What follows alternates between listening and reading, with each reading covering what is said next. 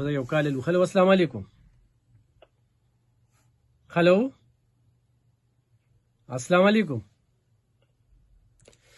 السلام علیکم. وعلیکم السلام ورحمۃ اللہ وبرکاتہ. ولیم خان صاحب تاسو سلام کوم. طوفان صاحب سلام کوم. نوشیروان عمر دی. هر کلی درته نوشیروان صاحب څه به وایي.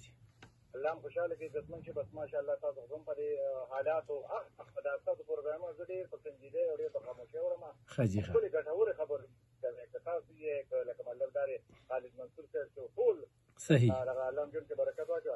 اصل خبره دا سرجیه اجاو موږ سیاسي خلکو دا غلطو پالیسو د وجنه لکه مطلب داري په موږ باندې دا حالات جوړ کړل. د غلطو پالیسو په وجه باندې څه وضاحت کوم. په هر حال تاسو ته خو پوهیږئ د عوامو په خپېږي کنه بالکل د خپل مفادو لپاره خپل مفادو لپاره د حالات دې ځای ته ورسول. یوه شوه بله خبره سره سرجي اکه هر سیاسي کس دی هغه د پولیسو یا لکه د ایفسي یا لکه د ټولو ځوانانو لکه د آرمي لکه مطلب دا د دوی خلاف ځای کېږي نو هغه د ملک د قوم لپاره جرم مخلص ابا یو وخت مخلص جوړ نشي چې د دې څوک خلاف ورزي کوي څوک یې خلاف دي څوک به خبره اترې څوک کوي. پولیس دا ولس دا مثال خبره ده دا آرمي او دغه نه زموږ د ملک بچات دغه نه وي ځکه چې پولیس چاپېره موږ ته خو لکه ملي دشمن ملکم لاندې داسې نه دی هغوی خو لکه موږ ته اوږې ناست دي.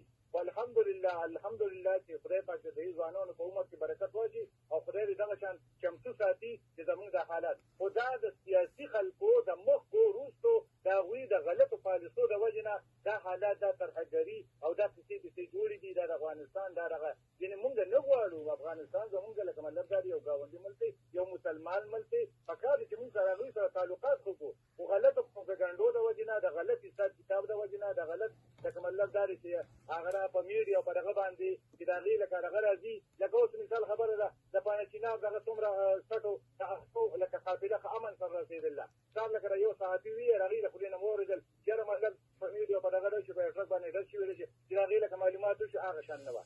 د الله بندګانو دلته خورې سکیم دلته اوسېږم دلته لکه بچیم دا کوې نو دومره خبرداري خو د خپل پاکستان سره مه کوئ که نه که هر څوک دي بالکل سیاسي دی که غیر سیاسي دی خدای دې د مخ د ځمکې نه دا خلک ختم امین امین امین امین. ډېره زیاته مننه نوشیروان صاحب ډېرې زبردستې خبرې وکړې ډېره زیاته مننه.